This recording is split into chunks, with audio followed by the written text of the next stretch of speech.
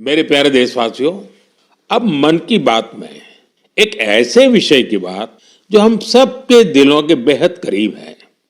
ये विषय है हमारे राष्ट्रगीत का। भारत का राष्ट्रगीत यानी वंदे मातरम। एक ऐसा गीत जिसका पहला शब्द ही हमारे हृदय में भावनाओं का उफान ला देता है। वंदे मातरम, इस एक शब्द में कितने ही भाव है, कितनी ऊर्जाएं हैं। सहज भाव में ये हमें मां भारती के वात्सल्य का अनुभव कराता है।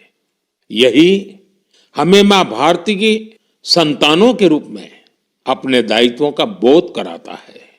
अगर कठिनाई का समय होता है तो वंदे मातरम का उद्घोष 140 करोड़ भारतीयों को एकता की ऊर्जा से भर देता है।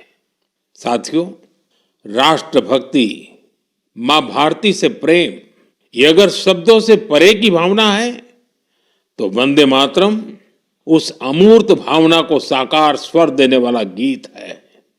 इसकी रचना बंकिम चंद्र चट्टोपाध्याय जी ने सदियों की गुलामी से शिथिल हो चुके भारत में नए प्राण फूंकने के लिए की थी। वंदे मातरम भले ही 19वीं शताब्दी में लिखा गया था, लेकिन इसकी भावना भारत की हजारों वर्ष पुरानी अमर चेतना से जुड़ी थी।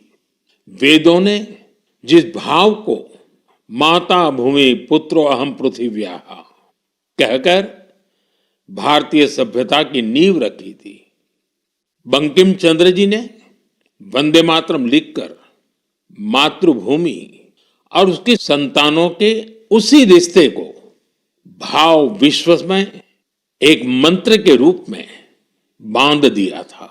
साथियों, आप सोच रहे होंगे कि मैं अचानक से वंदे मातरम की इतनी बातें क्यों कर रहा हूं।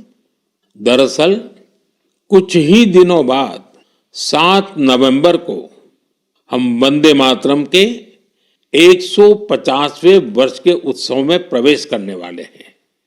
150 वर्ष पूर्व वंदे मातरम की रचना हुई थी और 1896 में गुरुदेव रविंद्रनाथ टैगोर ने पहली बार इसे गाया था। साथियों, वंदे मातरम के गान में करोड़ों देशवासियों ने हमेशा राष्ट्र प्रेम के अपार उफान को महसूस किया है।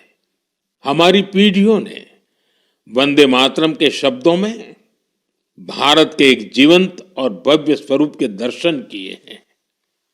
सुजलाम सुफलाम मलयज शीतलाम शस्य श्यामलाम मातरम वंदे मातरम। हमें ऐसा ही भारत बनाना है। वंदे मातरम हमारे इन प्रयासों में हमेशा हमारी प्रेरणा बनेगा। इसलिए हमें वंदे मातरम के 150वें वर्ष को भी यादगार बनाना है। आने वाली पीढ़ी के लिए ये संस्कार सरिता को हमें आगे बढ़ाना है। आने वाले समय में वंदे मातरम से जुड़े कई कार्यक्रम होंगे, देश में कई आयोजन होंगे।